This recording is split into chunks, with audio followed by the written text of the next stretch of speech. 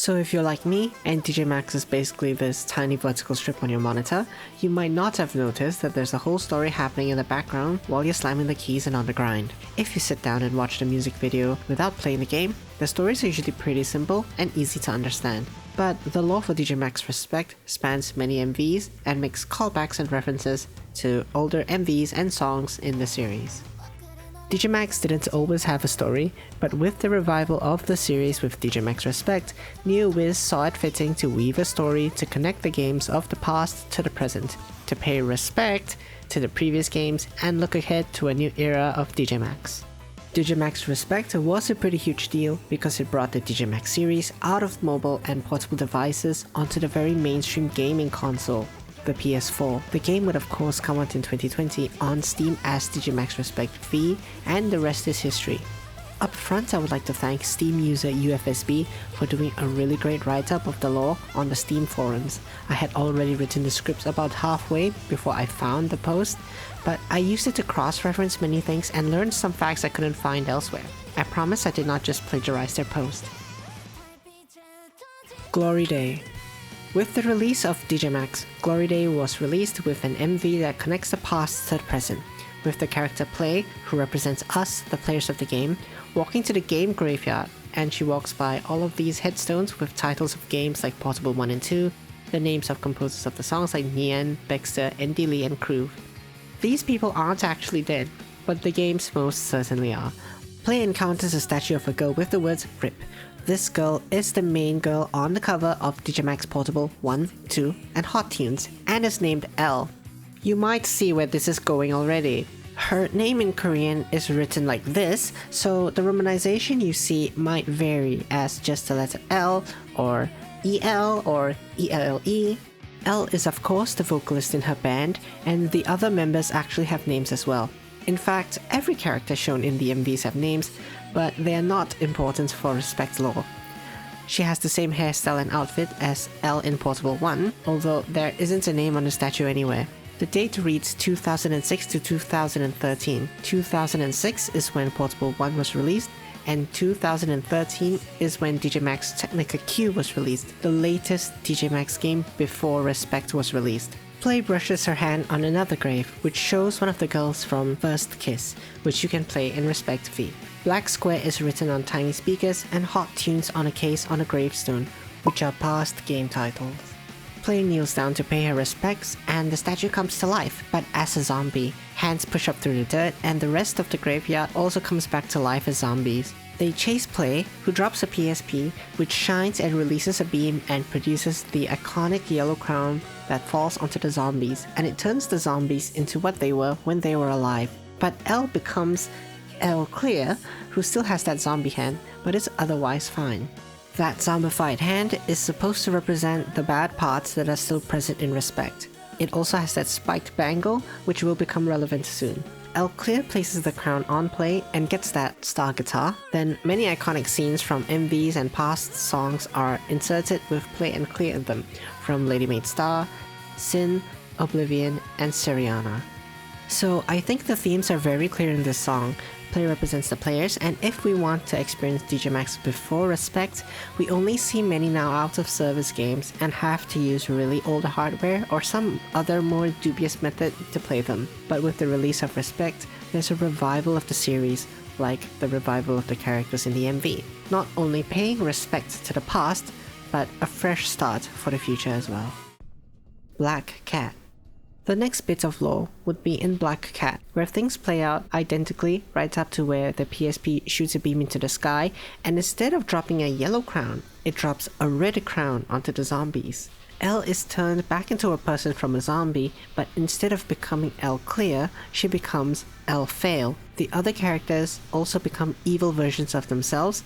Notably, NB Red is instead NB Black, an entirely different character in the NB series. Tell me if I should make a video about the NB series as well, by the way. Elfail puts the red crown on Play's head, which places her in a daze, and the flashes of the past MVs is the same as before, but instead of L Clear in them, it's Elfail, and that's how L Clear and Elfail were born.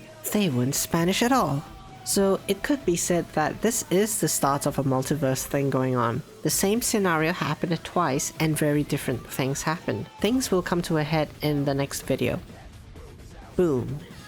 Clear and friends are partying it up after coming back to life, and Fail just kind of shows up. How is not shown, and it's kind of a mystery, but surely some multiversal shenanigans happened. Fail knocks Clear down with the laser from the X in her eye, and goes for a finishing blow, but Clear blocks it with the spiked bangle on the zombie arm, which releases a powerful monster, which destroys the graveyard and tries to kill our heroes. My interpretation of the meaning of the scene is that if the bad parts of Respect are allowed to run rampant, it truly will kill the series for good. However, there will be an in-world explanation for this scenario later.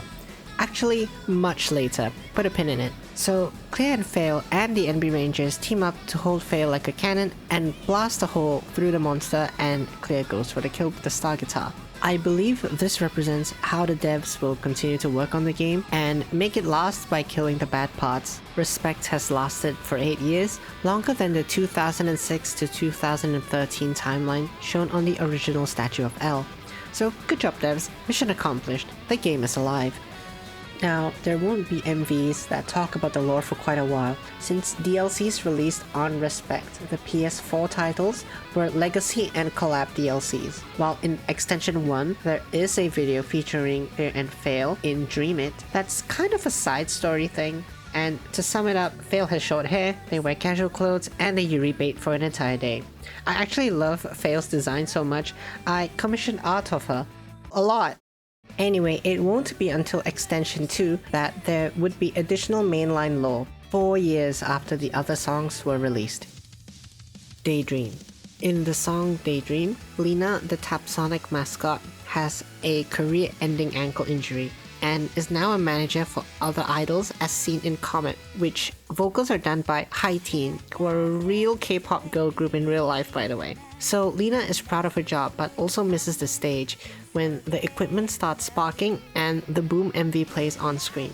And Fail bursts through the screen, and honestly, I don't know what Fail's eye is trying to do here because we've seen what her eye can do, and she could have killed Lena like right there.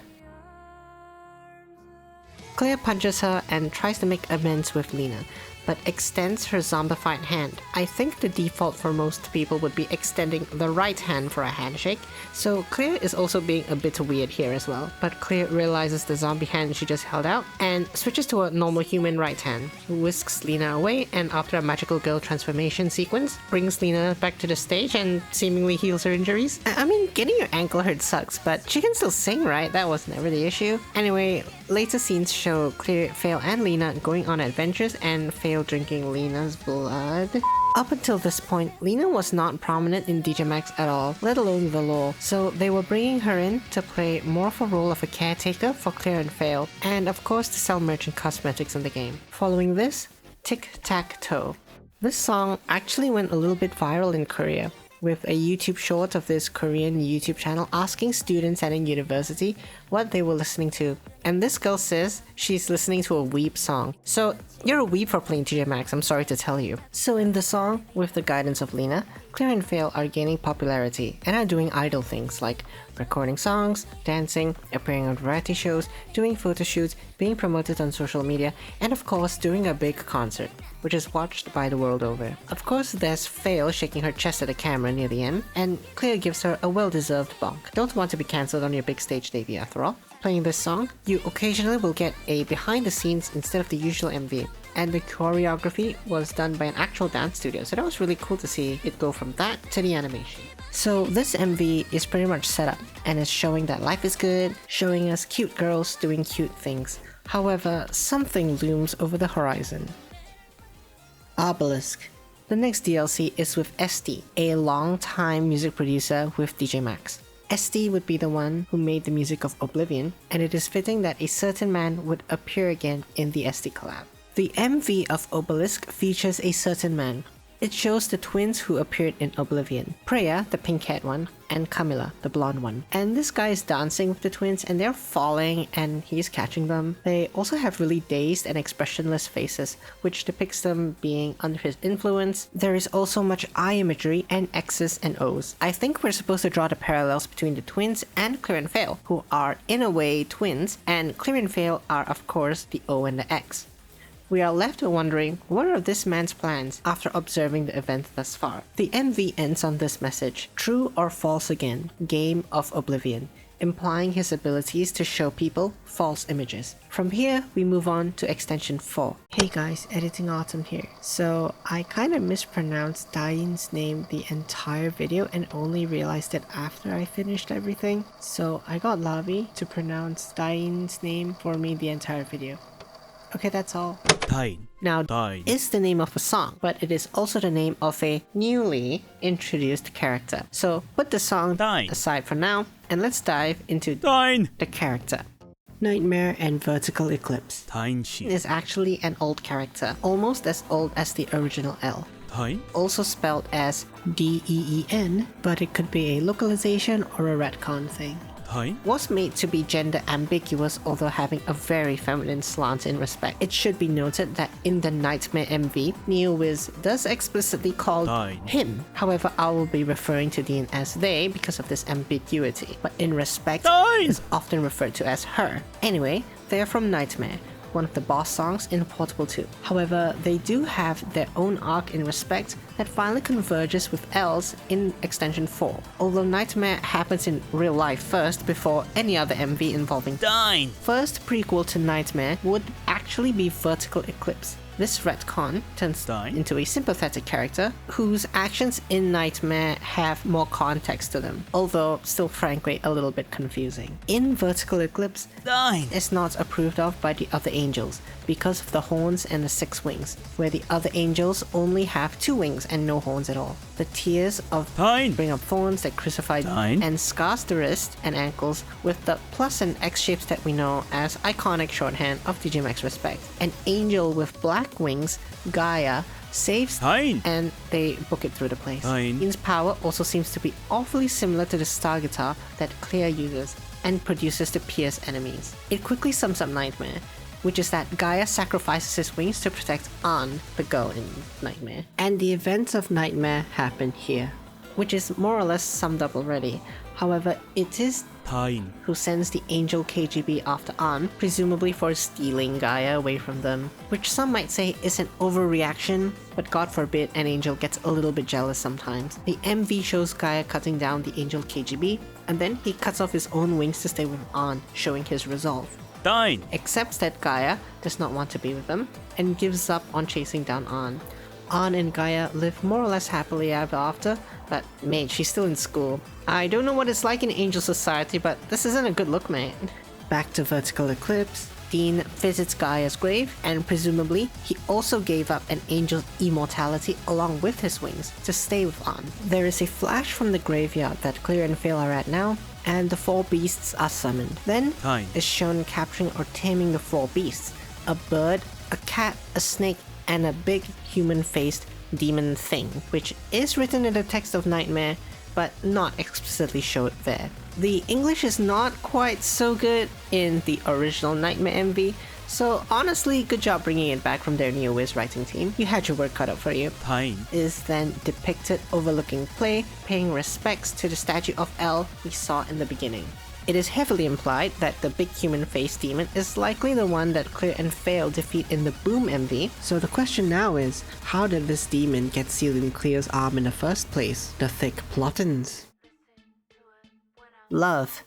Love, spelled L-U-V, is where Clear and Fail are finally in the same MV as Dain Clear and Fail have a hot girl summer in the city, and it is revealed that Dain is the one who made Clear and Fail from L, with Fail actually being the original, and Clear being split from Fail. Perhaps Clear being elements of the original L coming out, or to extract the good from the bad.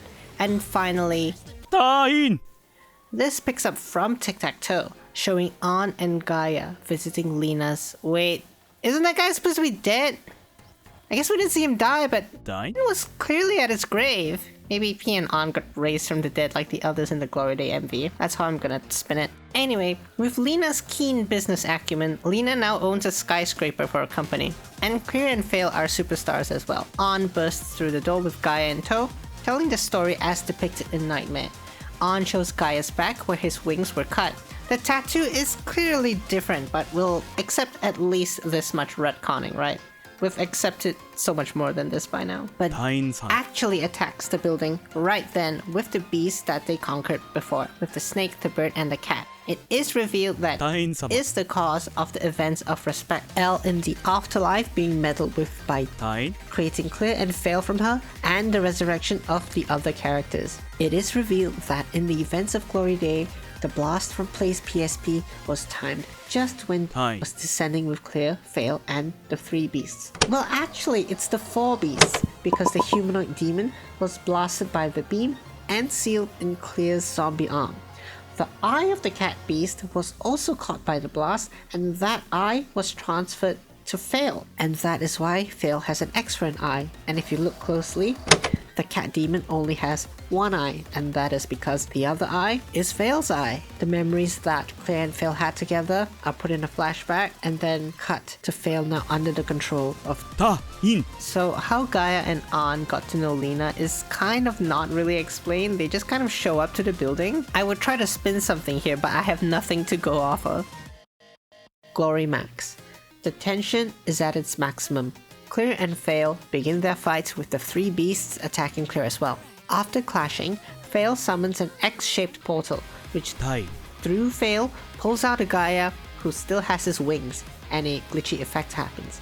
At the time, I thought that it indicates that this is something very unnatural and is causing an unstable reality, which includes the instability of Dean's control over Fail. While this is happening, the beasts continue to attack Clear, and when she's about to be swallowed by the snake, the NB Megazord steps in and delivers a kick to the snake, and the main character from Running Girl stands on a train moved by magic to join in the fight and handle the crows. The leitmotifs and instrumentation of the songs shows up.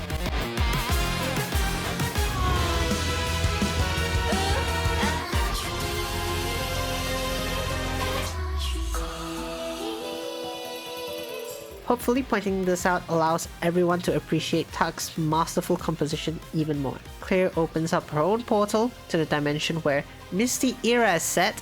The story there involves the main character shooting an arrow at a building, which blows it up, but Clear's portal brings that arrow to this dimension, and the arrow shatters Fail's portal and lands right in Fail's forehead. This breaks control over Fail instead of killing Fail. But now back on the same side, they take on directly. Themselves is still really powerful and summons a rain of swords and easily absorbs Fail's beam attack and sends back a projectile, which would have killed Fail if Play did not step in to block it with the power of the crown. With the opening created by this, Clear and Fail land a finishing blow on. In this final shot, we can see that they go to save from the fall off of the top of the building, and Lena, ever the shrewd businesswoman, already has drafted a contract for to sign. The 3 beasts defeated become a small version of what they used to be, now only a single crow, a small snake, and a house cat. And that's the end of the saga. However, along with the events in Glory Max, something else is happening elsewhere. In the song Peace Comes at a Price, a familiar man with 2 very familiar maids is seen watching everything that's happened so far, including the side stories. It is also shown that there aren't just 2 maids, but many more who look just like them. Put a pin in this one, it's going to take a while to explain later. And there's much eye imagery used. This actually marks the end of the extension series of DLCs. From here on out, original DJMax DLCs are now called Liberty, along with the scariest lore of all, inflation. Final hour. Now signed on as an idol, is in the recording booth and rehearsing a dance routine. But Lena feels like something is still missing. A portal opens up and 2 new characters show up. It is the character of Pochi Science, the MV artist, and her robot assistant. She has come to neutralize the danger of the three beasts, who transform to their original forms and attack her, but are easily fended off by a robot assistant and transformed to cute girls. This is kind of Pochi Science's shtick. They transform all sorts of creatures from horror or other things into cute girls, including the tung tung tung tung tung tung tung tung tung tung tung. Sahur. It's quite an experience, I recommend it. Anyway, the beasts, now cute girls and mission complete, Pochi Science leaves. Lena, of course, gets the idea to put the beasts as backups, and the crowd goes wild, and the debut is a success. I have to show you this art of clear and fail here. It's hilarious. The beasts have names as well. The cat is named Judgment, the snake is Typos, and the crow is Server. Moving on to Liberty 2, Big Bang Challenge. Lena's skyscraper is being repaired after the events of DJMax, and Dean's group is getting very successful, so the three beasts stay in the hotel, and Typos and Judgment are very happy with their success. Server, however, wants to go back to destroying the city, reminiscing with a photo of the three of them in their beast forms, and she tries to create a potion to turn them back. However, she's only partially successful and turns them into a furry's wet dream. Sees them like this and uses her powers to turn them back into their beast form, but Lena shows up in a way I can only describe as somehow, and reminds them of the contract that they signed to be idols, and then pulls out Pochi Science to turn them back into cute girls. Only Server seems to be particularly unhappy about this. The story now turns to another side, with taking the role as more of a victim instead of an antagonist, and now it involves men. So new in Liberty 2, and I honestly cannot believe I'm saying this, in story mode, in collections, we have more to see. The first chapter is unlocked by playing Madness, and the event in story mode happens immediately after Madness. The suspicious man we've been seeing now has a name. He is called Lirilu, and is doing the whole idol thing with Gaia, very similar to what Clear and Fail are doing, with Clear and Fail nowhere to be seen, but Lena is shown acting in some romantic drama with the two of them. It should be noted that Gaia does not smile or even show any expression apart from a completely neutral expression, just like the twins in Obelisk. While Lirilu is extremely expressive, the event in Madness is an illusion shown to and is either utterly horrifying to or if it's the AO3 type, the greatest thing ever. But the difference in expressions could be seen as Gaia being mind-controlled by Lirilu, hence the lack of emotion while doing all of those idol activities, just like the twins. The MV ends on the scene that the story mode will continue on. Story mode, Chapter 1. Wakes up in Lena's office on a couch with the three beasts. This is Lirilu showing a dream. Lirilu speaks from behind the couch and recognizes him by name from his voice. It was said by Lirilu that was shown Gaia through the dream because the Gaia in reality would not meet with Lirilu. Lirilu then explains that when the performer comes to this abandoned world once more, the strings of destiny flow. The word performer is highlighted in purple here, and performer here either refers to us, the players specifically, and it could also refer to Play, who represents the players. The conversation continues about how they did not expect Clear and Fail's powers and personalities to be divided in the way that they were. Lirilu uses the words Children of Destiny, and it's highlighted in yellow, and likely refers to Clear and Fail, and how both of them went against mentions how the Children of Destiny have received love from the performer, and the ample melodies are flowing from the children and the performer. That is surely a clear indication that we as players love Clear and Fail, and we play the songs in the game from which the melodies flow. Also remarks how Gaia is in this world, and how it is curious that Lirilu, who is a demon, is concerned with the stability of the world. Lirilu replies that he is glad that the world is stable because of the performer's love, that the love might be excessive. There's a typo in English here. And honestly, I know that it's true because look at all the art that I've commissioned of Fail. Lirilu also mentions the Weaver's thread. I am honestly unsure what this refers to. Lirilu does state that the Weaver's thread is unraveling, and that could be a point that's revealed in the future. Lirilu then invites and the +1s or 10s to his castle for a ball, which ties into the season 14 Clear Pass, which is of the maids. And now is a good time to mention that the first appearance of Lirulu actually goes all the way back to Quixotic, a song released with respect on the PS4. The plot of that, to sum it up real fast, is Night loses to Lirulu and has their brain flooded with illusions and dreams. And that is the first allusion to Lirulu's power. So in Liberty 2, there is another threat to unravel, weaponized in Extension 4, and has come to a head in Kakera in Liberty 2. So to quickly summarize weaponized, it's established that this is another universe where Lena has made two powerful weapons, one for Clear and one for Fail, but is stolen by a robot and is retrieved by Clear and Fail after some punch fighting. In Kakera is where the lore stuff really happens. Lirulu attacks that universe, sending the twins, and just the two of them are overwhelmingly strong. Though the Clear and Fail from this universe managed to beat the twins by throwing the weapons Lena crafted for them as a diversion to punch the twins in the face, Lirulu enters through a portal with a whole army of twins, retrieves the defeated ones, and conjures thread that binds Clear and Fail and pulls them into the water. But Clear breaks free, gets herself and Fail out of what is revealed to be a frame and a portal to somewhere. Lirulu is surprised but composes himself immediately, revealing that Lirulu is trying to kidnap the Clear and Fail of this universe. Clear charges an attack against Lirulu, but is stopped by him using Lena of this universe as a human shield. Clear is bound again by the thread and dragged into a portal. What exactly Lirulu plans to do with Clear is unclear, but with the Season 15 theme, it is shown that the universes are unstable, with Clear disappearing in certain scenes to be replaced by Priya, and Fail is replaced by Camilla in other scenes. The theme is very computery, with replacement setup wizard on Clear and Fail in various scenes. I suspect Lirulu's plan is to override reality, to a world without Clear and Fail existing at the same time in each universe. The Clear past is also titled Left Behind, implying that Clear or Fail will be left behind in their respective universes. This is what I was alluding to earlier in Glory Max with the glitchy effect. It could be Lirulu trying to mess with things. So here we are caught up with the lore.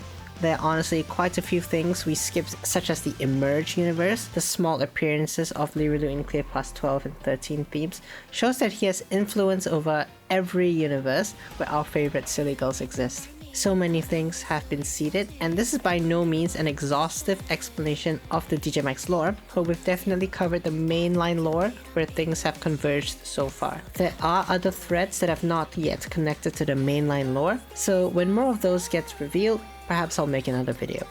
Thanks for watching another ridiculously long DJMax video from me. I don't think the lore of DJMax is something people have actively dove into because there are a lot of things stopping us, like money to buy clear passes and DLC just to get minor whiffs of lore. Once again, thank you to Steam user UFSB for compiling so much of the lore already. I came to my own conclusions, but researching this would have taken so much longer without that great post on Steam. Please check it out for a different perspective and come to your own conclusion. Of course, thanks to you for watching.